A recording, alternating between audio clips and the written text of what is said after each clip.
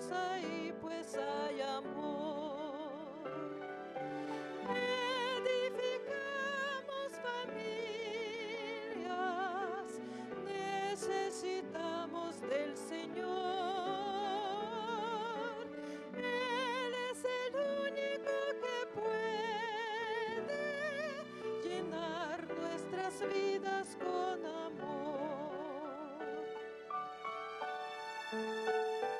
Compartimos sonrisas y alegría, nuestros sueños se vuelven realidad, las palabras de aprecio nunca faltan, si Jesús es el centro del hogar. Edificamos familias, necesitamos del Señor. Él es el único que puede llenar nuestras vidas con amor. Tu iglesia, Señor, es la familia que nos une, alienta y da valor, de distintas naciones y colores, pero todos con una misma fe. Edificamos familias, necesitamos del Señor. Él es el único que puede llenar nuestras vidas con amor.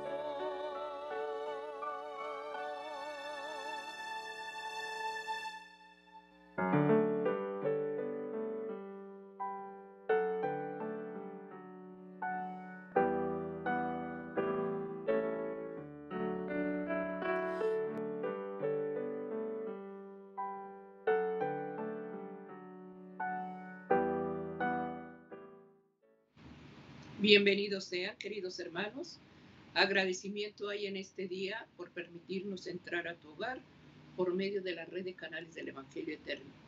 Este día, como ministerio de oración, venimos a dar gracias al Señor, como matrimonio también, querido hermano, a través del culto familiar, que es un servicio de adoración al Señor. Fue establecido, hermano, desde el principio, desde los orígenes.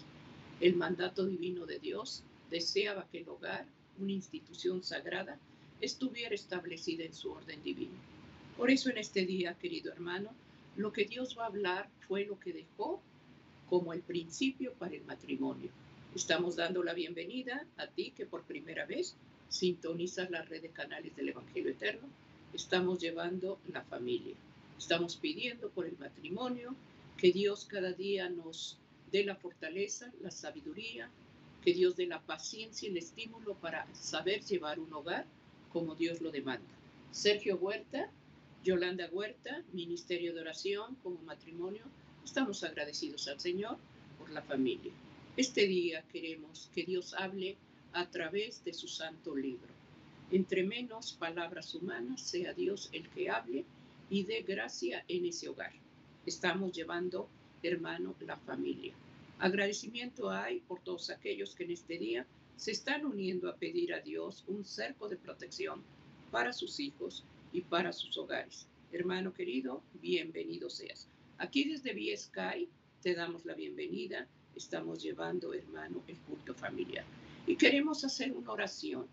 Queremos pedir a Dios que Él sea el que dirija, el que envíe su Santo Espíritu para que todo lo que esté respaldado en su palabra, el Señor cada día ponga su unción divina. Por eso vamos a hacer la oración pidiendo que el Señor nos hable.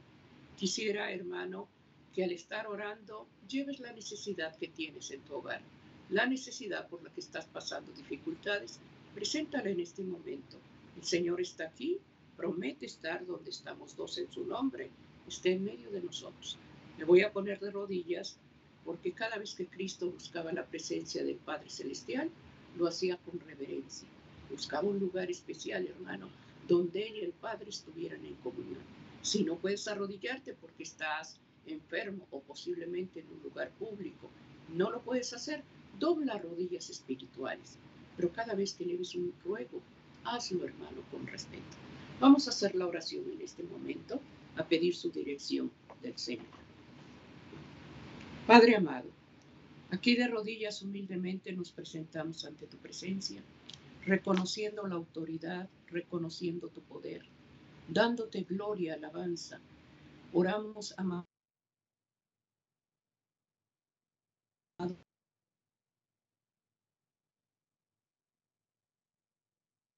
Dios, porque eres digno. Cuenta mis palabras, actitudes, pensamientos que te hayan ofendido. Perdónanos, Señor, porque no hacemos tu voluntad, sino la nuestra. Nos ponemos de rodillas, Señor, en señal de reverencia, en señal de humildad, en señal de quebrantamiento. Y es por eso, Señor mío, que nos humillamos ante ti, reconociendo, Señor, la falta que hemos cometido. Hay falta de amor, hay falta de perdón, hay falta, Señor, de obedecer tus principios. Perdónanos, Señor. Aquí de rodillas presento el hogar, el matrimonio, presento las familias, Padre Celestial, que están afectadas, Señor amado, por el enemigo, y te ruego humildemente, visita los hogares, a través, Señor, de elevar súplicas, a través de la dirección de tu palabra. Te ruego una bendición especial para los hogares, las familias y especialmente por todos los niños, los jóvenes, que en este día, Señor, han iniciado sus clases. Oramos por cada uno de ellos y te pido, Señor, tu bendición para este culto familiar. Amén, amén.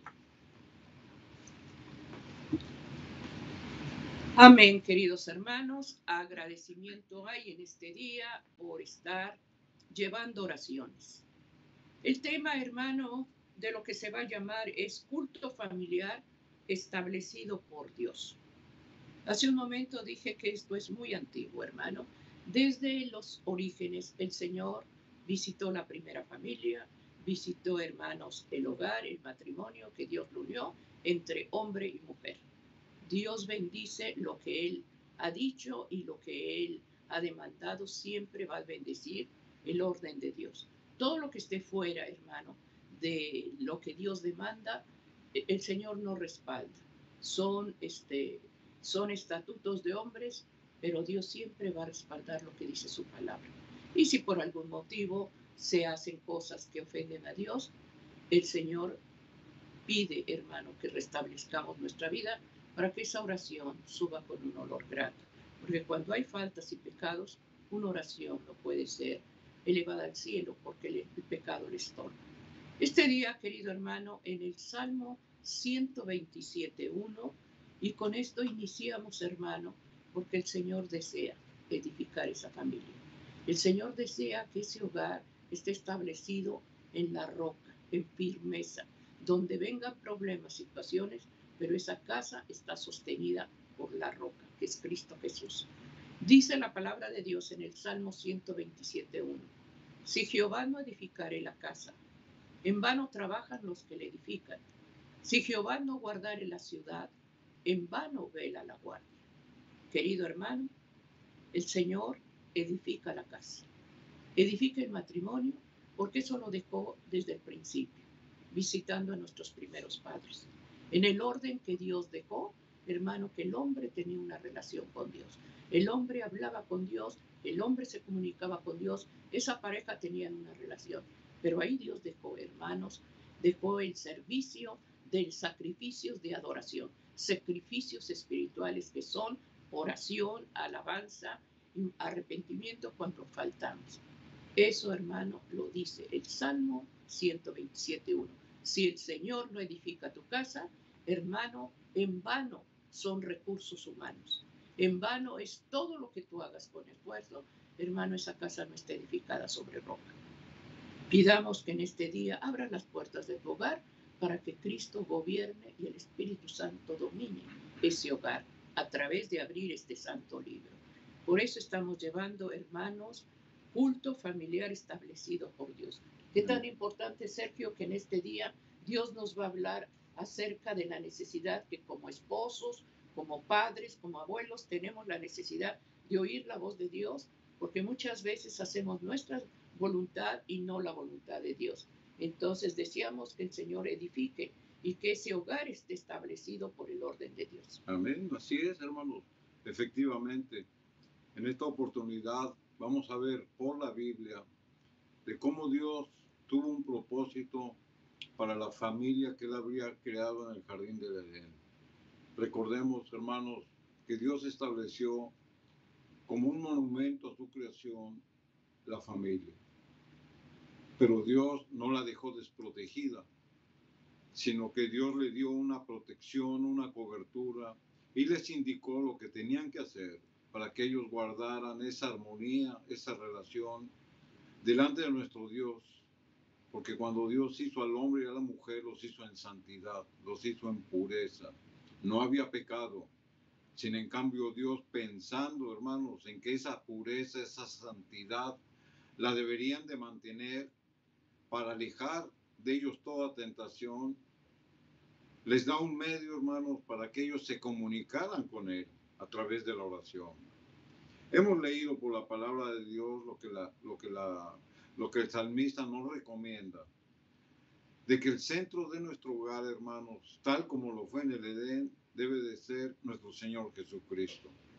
Por eso la Escritura dice que si Jehová no edifica la casa, en vano es todo lo demás. Todo lo que el hombre construya es en vano, a menos que sea bendecido por Dios. Por ello, la primera frase que estamos leyendo es condicional. Dice, si Jehová no edificare. Es decir, el Señor, hermanos, no impone, el Señor no obliga, el Señor convence y el Señor aconseja. Deja al hombre a su libre albedrío para que tome la decisión. La promesa y la tenemos. Depende de usted, hermanos, si es de que hace caso a la recomendación de Dios o no lo hace. Por ello, la palabra de Dios, hermanos, nos habla de edificar el hogar, de edificar la familia. ¿Por medio de qué? Por medio de lo que Dios estableció, por medio de un servicio de adoración en el hogar. Recordemos, hermanos, que nuestra primera iglesia está en el hogar. La primera enseñanza que los padres deben de dar a sus hijos está en el hogar. Aquí en el libro de Isaías, en el capítulo número 54 y el versículo número 13, la palabra de Dios nos hace esta recomendación. Y todos tus hijos serán enseñados por Jehová, y se multiplicará la paz de tus hijos. La Escritura dice, hermanos, que Jehová es quien va a instruir a tus hijos, pero se está refiriendo a los padres que son el medio que Dios usa para instruir a los hijos. A los padres les da la responsabilidad, hermanos, de ser representantes de Dios en esta tierra y en su hogar, para que a través de la relación, la comunicación y la enseñanza que tengan de este santo libro, la ministren, la enseñen, la testifiquen a sus hijos. Y entonces, hermanos, está la promesa.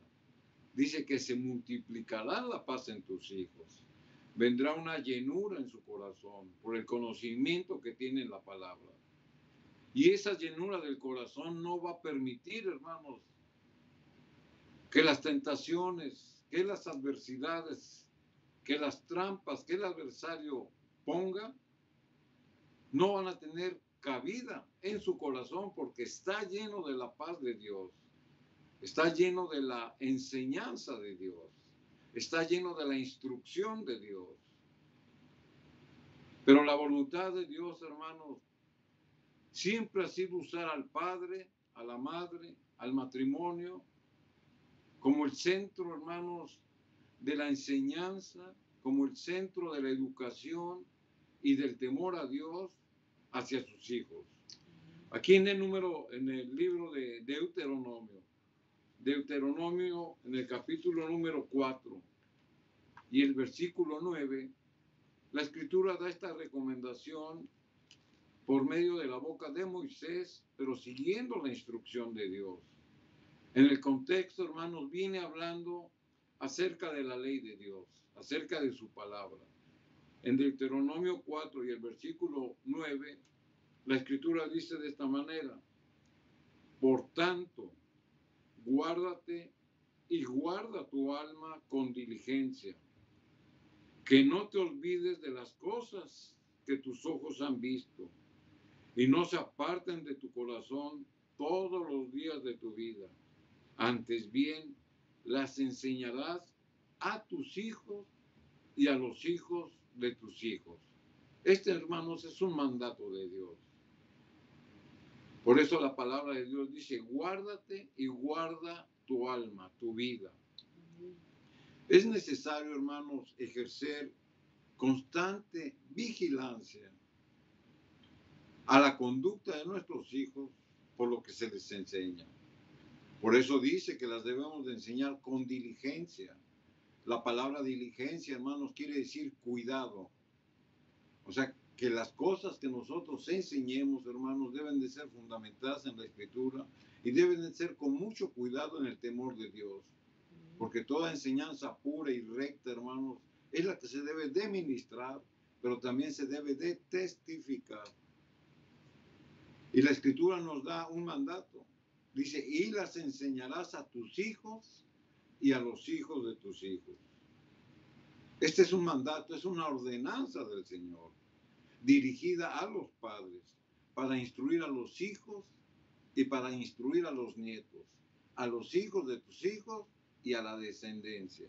Entonces, hermanos, aquí valoramos un poquito más acerca de lo que la palabra de Dios nos dice, de cómo el hogar debe ser el centro, con Jesucristo en medio, enseñando a través de los padres para la edificación del hogar. Amén. Dios está pidiendo, hermanos, que llevemos en obediencia a nuestros hijos, y habla también de los nietos. Entonces, tan importante es incluir a toda la familia para que esa palabra que Dios demande sea de hijos a nietos, para que eso siga llevando una bendición y esa bendición no sea estorbada por descuido, porque muchas veces se le da poca importancia a la oración. Hay veces que sales de tu casa, hermanos, y ni siquiera pediste la dirección de Dios ni una bendición para tus hijos. Vivimos en una sociedad, en un mundo donde todo es que lo tenemos que hacer rápido, porque el tiempo se nos echa encima.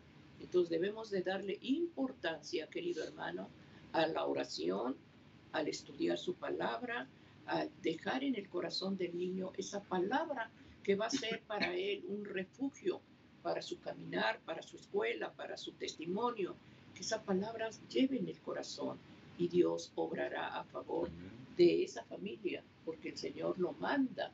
No está diciendo si quieres, dice: y estas palabras que te mando, las vas a repetir en tu casa. Entonces ahí Dios no está hablando del hogar, de la familia. Por eso es importante, querido hermano, en este día, salir con la bendición de Dios y con la cobertura, porque nuestra vida no está segura, no la tenemos comprada. La vida es de Dios y debemos de valorar ese regalo que el Señor nos ha dado. Así es. Entonces, hermanos, estas bases, estos principios, estos mandamientos, estas ordenanzas, o sea, son el cimiento de la confianza que debemos de tener en Dios. Recordemos, hermanos, que Dios nos habla y nosotros lo escuchamos a través de lo que dejó escrito. Por eso debemos de seguir la recomendación bíblica. Y ahora bien, hermanos, la palabra culto familiar, ¿de dónde viene? ¿Por qué decimos que el culto familiar lo establece Dios? Para eso, hermanos, tenemos que entender y que definir lo que la palabra culto significa. La palabra culto, hermanos, significa un servicio consagrado a Dios en torno a un altar familiar. Eso es lo que significa la palabra culto. Un servicio de ministración a Dios en un lugar específico. Nosotros como congregantes lo hacemos en nuestra iglesia, pero nuestra primera iglesia está en el hogar. Entonces el culto, hermano, lo tenemos que hacer en el hogar. ¿En torno a qué? A un altar simbólico, a un altar familiar. Es decir, a asignar un lugar en nuestro hogar para reunir a la familia y en torno a ese altar simbólico, nosotros debemos de hacer un culto, un servicio a Dios a través de la adoración a Dios, de los cánticos de alabanza, a través de la administración de la palabra y a través de la oración. Son tres bases, tres fundamentos en que el culto familiar consiste. Pero tenemos que irnos a la Biblia, hermanos. ¿Por qué usamos un culto simbólico? A través, hermanos, de la experiencia que los hijos de Dios manifestaron por las circunstancias que ellos mismos vivían, el Señor establece el altar como un símbolo de un sacrificio que se iba a hacer. Pero vamos a la Biblia, hermanos, para que la misma Biblia nos ministre. El simbolismo, hermanos, del altar del que estamos hablando, bíblicamente fue establecido por Dios. ¿En dónde? En el jardín del Edén. Pero usted se preguntará, bueno, ¿y por qué Dios lo establece? ¿Qué es lo que significa? ¿Por qué la importancia de mantener hoy en día lo que Dios estableció? El culto familiar, hermanos, nace por la necesidad del hombre. Porque el hombre, hermanos, cuando cae en la tentación, en el pecado, Dios hace una provisión para que esa relación que se había roto, el hombre poder tener una reconciliación con Dios. Pero esto, hermanos, tenía que hacerlo de alguna manera. Y eso es lo que vamos a aprender. Aquí en el libro de Isaías, en el capítulo 59 y el versículo 2, primeramente la Biblia nos va a mostrar, hermanos, qué es lo que causa el pecado. Isaías 59, 2, la escritura dice: pero vuestras iniquidades han hecho división entre vosotros y vuestro Dios, y vuestros pecados han hecho ocultar de vosotros su rostro para no oír. El pecado, hermanos, esto es lo que ocasiona. Hace una división, viene a romper la relación entre Dios y cada uno de nosotros. Y cuando existe el pecado, hermanos, en nuestra vida, en nuestro hogar, en nuestra familia, la escritura, hermanos, es clara y directa. Dice que Dios oculta su rostro para no oír.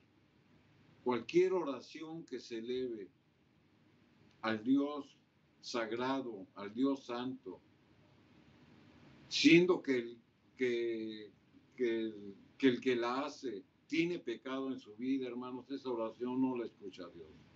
Es lo que la palabra de Dios enseña. Por eso, hermanos, que antes de hacer una súplica, un ruego a Dios en oración, antes tenemos que ponernos a cuenta con Dios. Antes tenemos que arrepentirnos por nuestras faltas. Y esta es una enseñanza, hermanos, para el culto en la familia. Si en la casa hay pecado, hermanos, cualquier oración que elevemos, el Señor oculta su rostro. Porque el Señor no soporta el pecado. Entonces, ¿qué es lo que tenemos que hacer para que Dios nos oiga? Arrepentirnos, confesarlo, humillarnos delante de Dios, pedirle perdón a Dios y al que ofendimos. Y entonces sí, hermanos, vengamos con la seguridad de que nuestros ruegos y súplicas Dios las va a escuchar, porque hemos quitado la iniquidad de nuestra vida. Entonces la palabra de Dios nos enseña cómo orar, qué beneficios trae la oración, pero también qué actitud nosotros debemos de guardar cuando a Dios le hacemos una súplica en oración. Amén. Por eso es importante, hermanos, que cada vez que nos acerquemos a la presencia del Padre Celestial, estemos a cuentas con Él, hermanos. Debemos de arreglar todo aquello que ofende a Dios. El Señor es misericordioso. El Señor perdona, hermano. El Señor, cualquier falta que cometas, Él reconcilia. Cualquier pecado, hermanos, Él tiene misericordia de ti cuando hay arrepentimiento. Cuando el pecado que cometiste te dolió. Te dolió porque hubo una separación entre Dios y tú. Ya no puedes orar, no te puedes congregar, no puedes abrir la Biblia, porque el pecado nos condena. Es lo mismo que hizo lo mismo que hizo lo mismo que hizo con Adán. Al pecar se ocultaron de Dios. Y eso es lo que el enemigo hace, separarnos de Dios. Pero si ese es el caso, que muchas veces se cometen faltas y pensamos que vivimos una vida en condenación, que Dios nunca nos va a perdonar, acércate al trono de la gracia. El Señor perdona cuando hay arrepentimiento. Pide al Señor que te dé la gracia y ve a la fuente de perdón que es Cristo Jesús. Nunca vayas a una eminencia religiosa, porque no tienen el poder de perdonar. Solamente a través de la sangre de Cristo te puede limpiar, lavar de toda falta y te reconcilia ante el Padre Celestial. Por eso es importante que en el culto familiar nos pongamos a cuentas, estemos, hermano, en oración. Porque muchas veces se está orando, pero hay una división en la casa. Tú no le hablas al esposo, el esposo te maltrata, los hijos están en división y tú estás haciendo la oración, hermano. En vez de ser grato para el Señor, estamos ofendiendo su presencia. Porque Dios es un Dios de orden, es un Dios, hermano, de reconciliación cuando vemos que fallamos. El Señor nos conoce y sabe nuestras debilidades y Él desea ayudarnos. Es importante, hermanos, que como compañeros, como esposos, tengamos respeto unos por otros. Y que no se ofenda, hermanos, porque hay palabras que ofenden, hay palabras que hieren más que un golpe. Y hay falta de amor tanto al hombre como para la mujer. Entonces pidamos al Señor, hermanos, que al estar orando estemos a cuentas con Dios. Eso lo dice el libro de Isaías 1:18. Venid y estemos a cuentas. Tu pecado es como la grana, como la nieve será emblanquecido. Es rojo como el carmesí, vendrá a ser como blanca lana. Limpieza, pureza, hermano, para que esa oración fluya. Amén. Así es, hermanos. Entonces hemos visto por la Biblia que el pecado, hermanos, separa de Dios. Amén. Que el pecado crea una división entre el hombre y la relación con Dios. Y hermanos, esta trampa fue la que puso Satanás en el jardín del Edén. Porque él vino a dividir la familia, vino a dividir el matrimonio. Porque él sabía que si dividía la familia, el matrimonio, dividía la iglesia y dividía la sociedad. Es por eso que el centro del ataque del adversario, hermanos, no está afuera, está en tu propia casa. El plan del adversario, hermano, fue hacer caer a la santa pareja, que no conocían el pecado, porque fueron creados en santidad. Habían sido advertidos, habían sido instruidos porque conocían la ley de Dios. Sin embargo, Satanás en su astucia mete la tentación y los engaña. El pecado se consume. Y cuando el pecado se consume en esta tierra que era santa y pura, hermanos, todo el cielo se entristeció. Porque esa pureza, hermanos, vino una nube negra por medio del pecado y la puso en tinieblas. Pero el Señor, hermanos, en su misericordia, había diseñado un plan, una provisión para que si el hombre cayera, tuviera un recurso para que eso que estaba dividido se volviera a unir. Y eso se llama reconciliación. Siempre y cuando, hermanos, el hombre se arrepintiera de su falta. Entonces, este plan de la salvación fue un recurso por Dios ideado desde la eternidad. Y eso es lo que la palabra de Dios nos dice. Aquí en el libro de los Romanos, en el capítulo 16 y el versículo 25, la palabra de Dios dice, hablando Pablo a la iglesia de Roma, dice, y al que tiene el poder, hablando de Jesús, para confirmaros según el evangelio de Cristo, o sea, las buenas nuevas de la salvación y la predicación de ese mensaje, o sea, de Cristo, según la revelación del misterio que se ha mantenido oculto desde tiempos eternos. ¿Y cuál era, hermanos, esa revelación o ese misterio que se había mantenido oculto desde los tiempos eternos? Es decir, desde antes de la creación del mundo y desde antes de la caída del hombre. El plan de Dios, hermanos, para salvar al hombre. Ese era el misterio que estaba oculto. Por medio de la fe en Cristo. Había estado oculto, hermanos, porque no se había revelado, porque no había pecado. Pero tan pronto hubo pecado, ese misterio oculto se reveló, se descubrió. Y ahí es donde entra el plan de Dios, hermanos, para que el hombre tuviera la salvación nuevamente por lo que había cometido. Amén. Por eso, cuando la santa pareja cae en el jardín del Edén, el Señor les da la promesa de este plan de la salvación, de este misterio que estaba oculto y se la revela.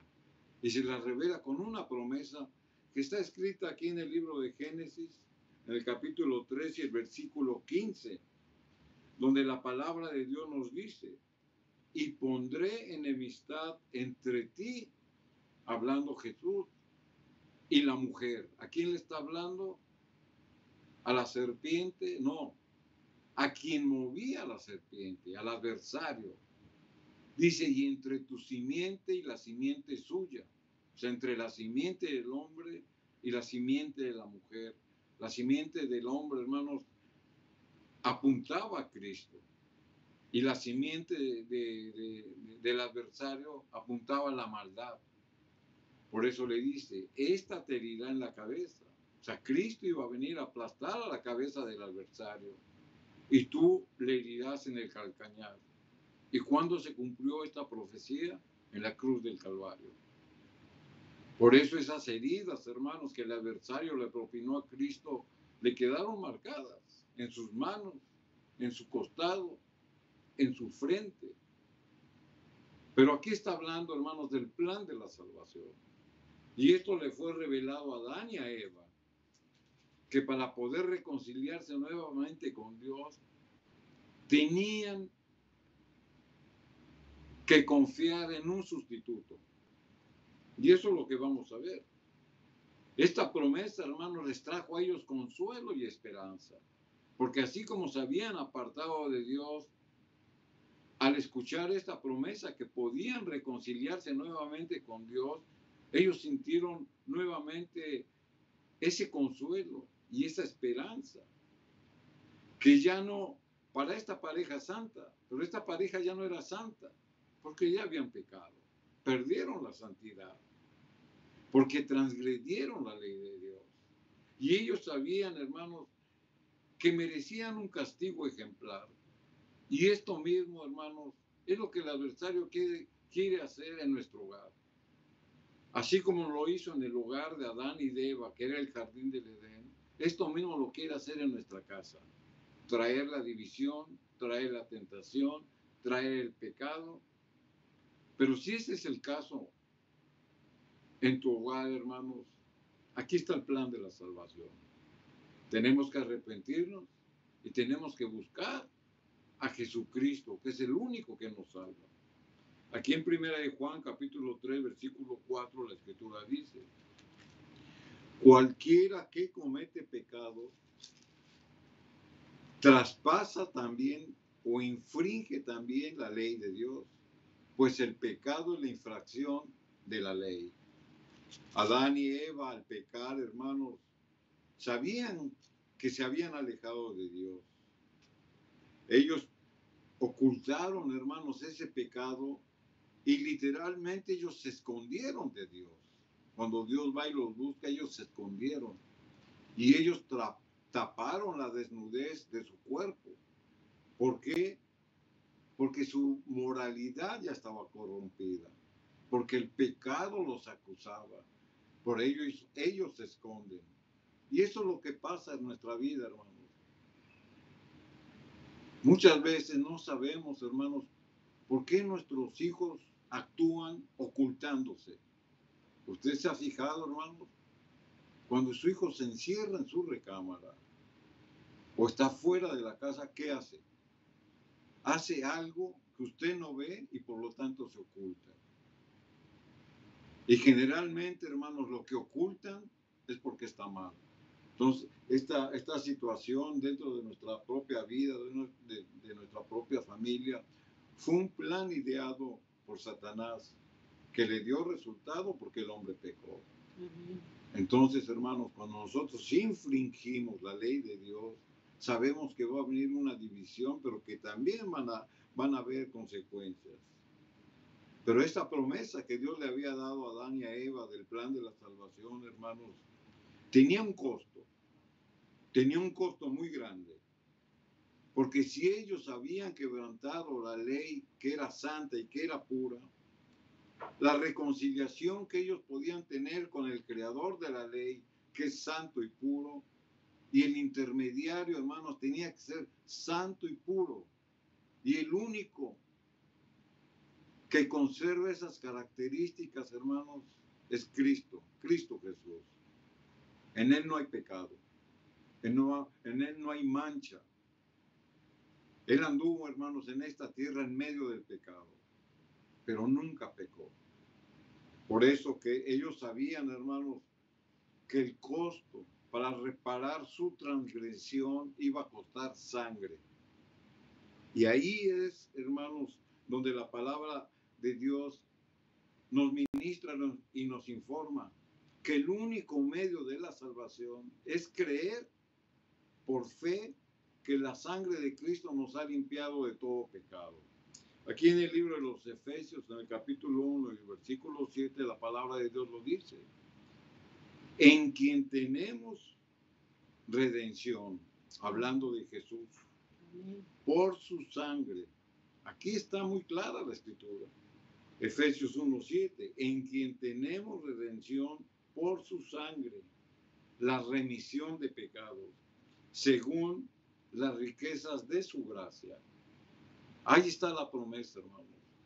Solamente aquellos que confiamos y que por fe tomamos la justificación que Cristo ya hizo por nosotros para pagar nuestras faltas y nuestros pecados. Nosotros debemos tener la conciencia, hermanos, igual que la tuvo Adán y Eva, que para buscar la reconciliación nuevamente con Dios costó sangre. Y esa es la sangre de Cristo, porque la Escritura lo dice, en quien hay remisión de pecados, según las riquezas de su gracia. Es decir, es un don de Dios, es un regalo de Dios, es algo que Dios nos da, que nosotros no merecemos, pero por su amor se lo concede porque se duele del hijo pecador. Amén. Aquí vemos la pareja, hermanos, cuando pecan, luego se apartan del Señor. Ahí se ven de ellos descubiertos, estaban desnudos, pero la luz y la presencia de Dios los vestía. Al quedar ellos descubiertos, quedaron desnudos, fuera de la cobertura de Dios. Ellos quisieron justificar su pecado, hermano, haciéndose delantales con hojas de higuera, pero eso no cubría. Tenían que buscar el que pudiera cubrirlos, y era Cristo Jesús. Por eso en el hogar, hermano, cuando hay pecado, cuando hay faltas, tenemos que buscar la cobertura de Dios, no nuestra justificación, no con nuestras propias obras, hermano, porque de nada sirve si tú edificas con tus propósitos, hermano, y no edificas en Cristo, hermano, en vano es el que trabaja, en vano es el que guarda ese hogar. Por eso es importante, hermanos, que cada vez que cometemos faltas, arrodíllate y pídele al Señor, perdóname, me lastimaron, me dañaron, ofendí, lastimé, me duele. Y Dios conoce esa oración. Cuando hay una oración de quebrantamiento, cuando esa oración te dolió, Dios ve esa oración, hermano. Muchas veces hay injusticia en el hombre con la mujer o en la mujer con el hombre, o con los hijos, los padres. Y uno se quiere justificar diciendo, es que yo soy el papá y lo que yo digas. No, hermanos, Dios dejó principios, dejó normas. Entonces, la justificación, ante todo, es buscar la sangre de Cristo, es buscar la unidad, es hacer la voluntad de Dios. Por eso estamos viendo cómo se inicia el culto familiar. ¿Quién lo ha dejado, hermano, para hacer un cerco de protección en el hogar? Ahorita que tus hijos están en la escuela, en las universidades, en colegios, hermano, pidamos cobertura para ellos, pidamos protección, pero también háblales a tus hijos de que si hacen esto, háblales de las consecuencias. Porque muchas veces se prohíbe, pero no le dices lo que va a pasar. No le dices lo que va a sufrir. Él quiere vivir una vida de desorden, él quiere vivir una vida liberal, dile las consecuencias. Ahorita eres estudiante, ahorita tienes provisión de tu padre, de tu madre, tienes carro, tienes provecho. Al pasar algo que tú hagas fuera del orden de Dios, ya no vas a ser el estudiante, vas a tener que trabajar, vas a tener que ser responsable con lo que tú has decidido. Dile las consecuencias, no nada más le prohíbas las cosas. Entonces hay que pedir a Dios sabiduría para que ese pecado, hermano, que muchas veces se inicia desde el hogar, en el hogar es a donde se debe de pedir perdón. Por eso estamos pidiendo al Señor en este día que lo que Dios estableció, Amén. el Señor lo esté bendiciendo. Así es, por eso, hermanos, estamos leyendo la instrucción que Dios dejó registrada por escrito. Amén. Por eso nosotros confiamos en sus promesas. La palabra de Dios nos ha dicho, hermanos, que Cristo pagó con su propia sangre por nuestras faltas, por nuestros pecados. Por ello derramó, hermanos, esa preciosa sangre en la cruz del Calvario, para salvar al pecador, para salvarlo a usted y para salvarme a mí. Pero el Señor, hermanos, deja establecido de una manera literal en el jardín del Edén cómo iba a funcionar ese plan de la salvación. Y ahí, hermanos, es donde nosotros aprendemos el principio del culto familiar que fue establecido por Dios. Cuando Cristo muere, hermanos, en la cruz del Calvario, es un antitipo de un tipo que nos había dejado en el Antiguo Testamento. El tipo, hermanos, es decir, el sacrificio literal que se hacía, era, hermanos, derramando la sangre, pero de un cordero. Ese era el tipo. Y el antitipo, hermanos, se iba a confrontar con un símbolo representativo de algo figurado. Es decir, el tipo era lo que significa el derramamiento de sangre de los animales. Y el antitipo representa la sangre de Cristo como el Cordero de Dios que derramó su sangre. Entonces, de algo literal que representaba el derramamiento de la sangre de los animales, se cumple en la cruz del Calvario con lo que significaba ese tipo. O sea, Cristo Jesús, el Cordero inmolado que derramó su sangre. Y esto lo decimos, hermanos, porque desde el mismo jardín del Edén, desde que el pecado entra, hermanos, la palabra de Dios nos enseña que Jesús establece el sistema de sacrificios de animales donde tenía que haber derramamiento de sangre para que el hombre comprendiera, hermanos, que su pecado había sido muy grande y que necesitaban la salvación de alguien que pagara por sus pecados a través del derramamiento de sangre. Ellos lo hacían de una forma literal y es lo que vamos a leer. Aquí en Génesis capítulo 3 y el versículo 21, la escritura dice: y Jehová hizo al hombre y a su mujer túnicas de pieles y los vistió. Para que Adán y Eva, hermanos, tuvieran túnicas de pieles, tuvo que haber un sacrificio. ¿Y esto qué significaba? O sea, que como ellos habían pecado, ellos quedaron desnudos, sin protección, hablando de una manera simbólica o espiritual. Ellos perdieron su santidad porque entró el pecado y esa cobertura que ellos tenían, hermanos, los desnudó. Por eso Cristo viene y los cobija. ¿Con qué? Con túnicas de pieles. Es decir, tuvo que haber un sacrificio de un animal para que esas túnicas de pieles cubrieran el pecado del hombre. Ahí es donde viene el simbolismo de por qué Dios admitió el sacrificio de animales, porque representaba el pecado. Pero ellos tenían que ser cubiertos de ese pecado.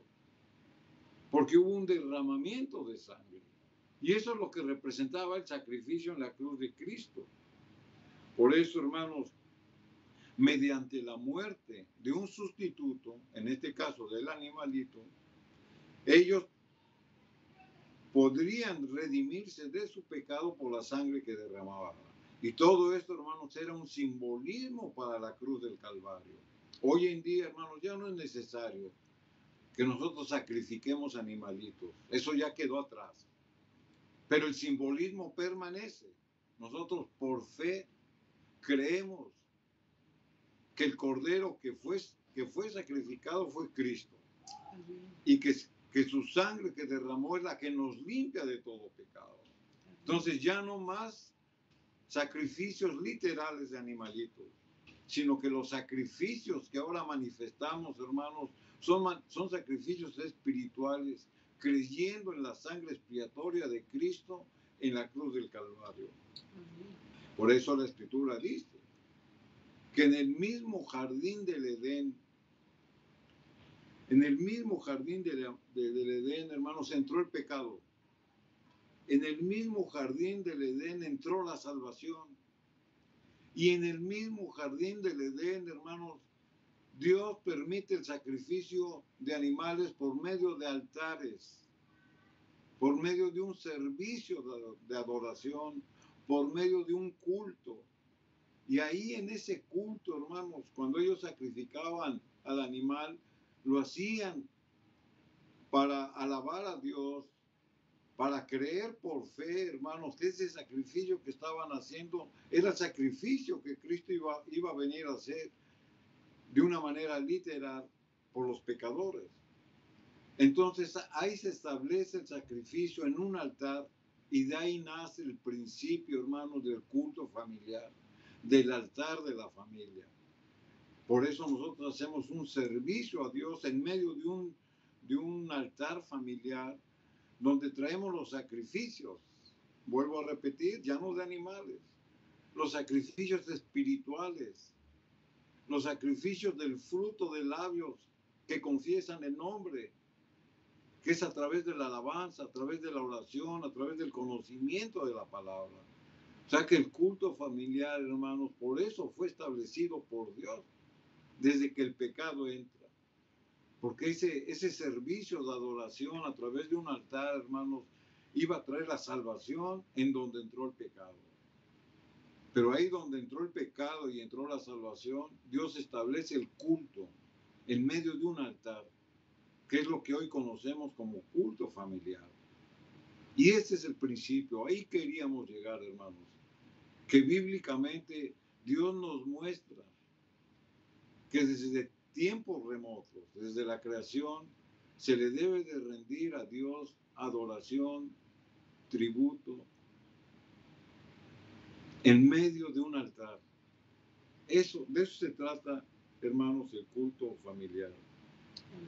Pero cuando Adán y Eva caen en la falta, aunque Jesús ya los había perdonado porque ellos se habían arrepentido, porque mostraron ese arrepentimiento por la fe en el sacrificio que ellos mismos habían visto, son expulsados del jardín del Edén.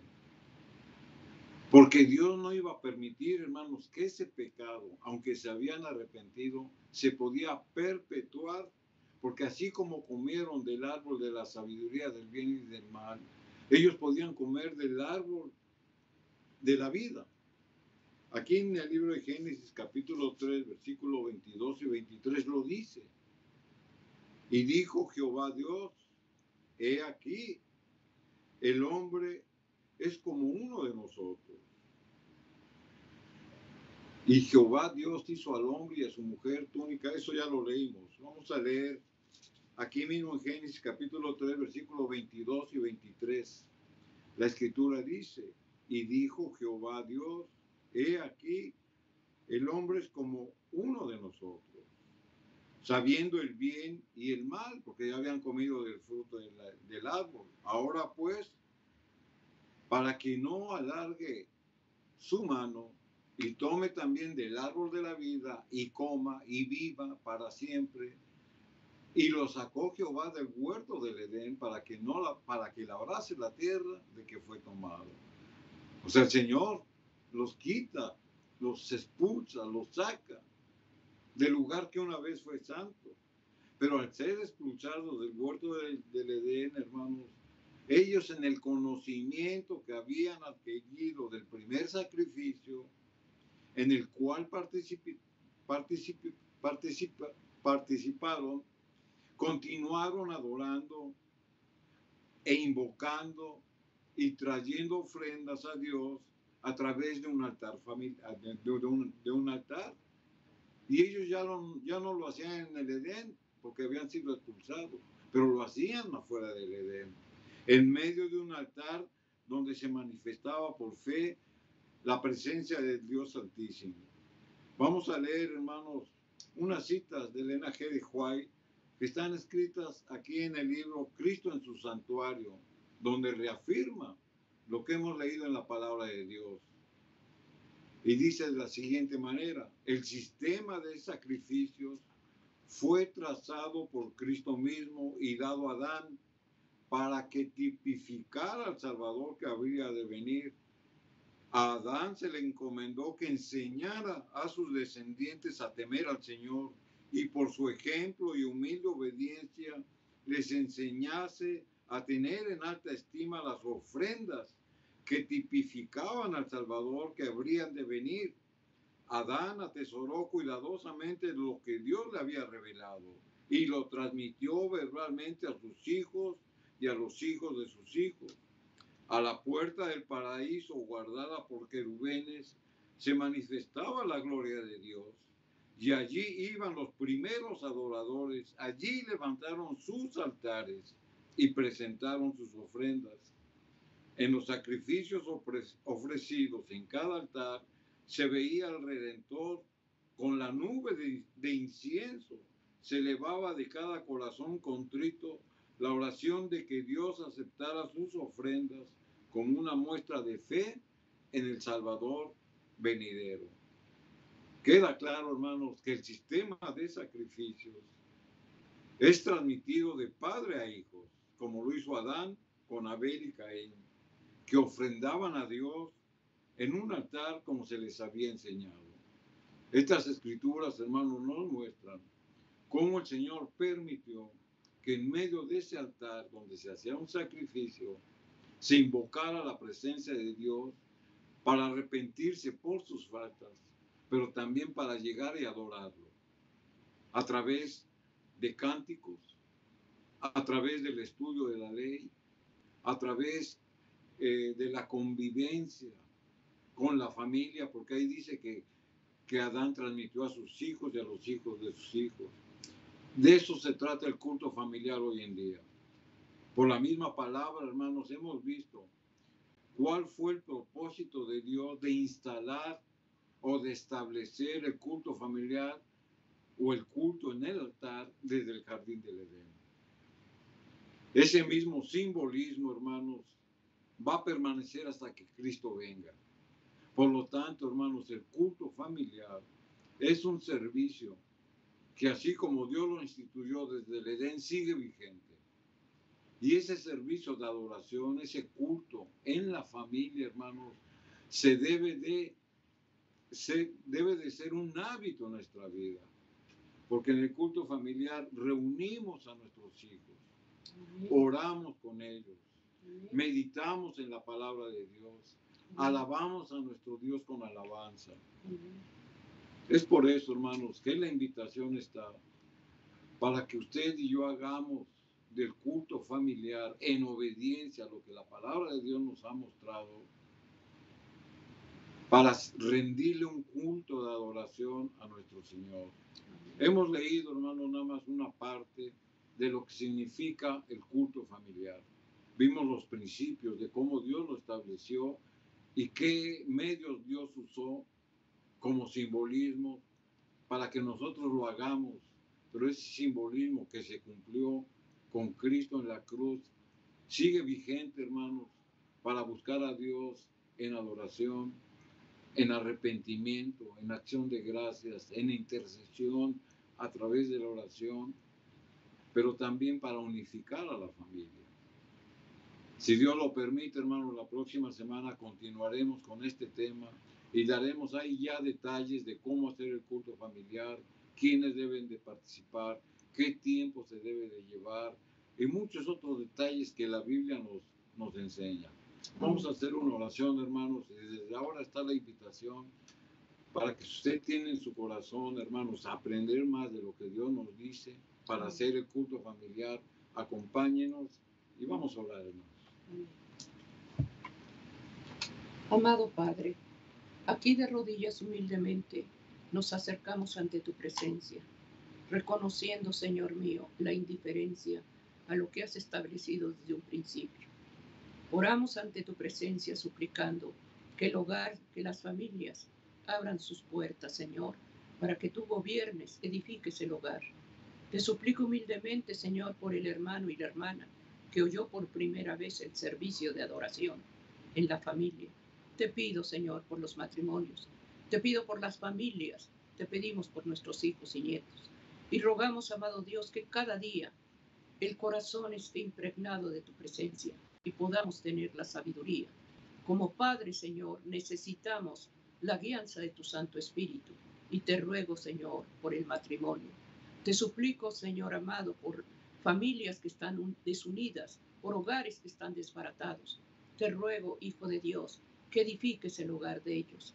Hacemos oraciones, amado Padre, para que el culto familiar esté, Señor mío, haciendo cercos de protección a través de oír tu voz. Te doy gracias, Señor, por tu santa palabra que toque el corazón de aquel que lo oyó por primera vez. Alabo y bendigo tu presencia y te doy gracias. Amén. Amén. Amén, queridos hermanos. Agradecimiento hay y que vivamos cada día en unidad y en amor. Bendiciones y que Dios bendiga a tu familia. Amén.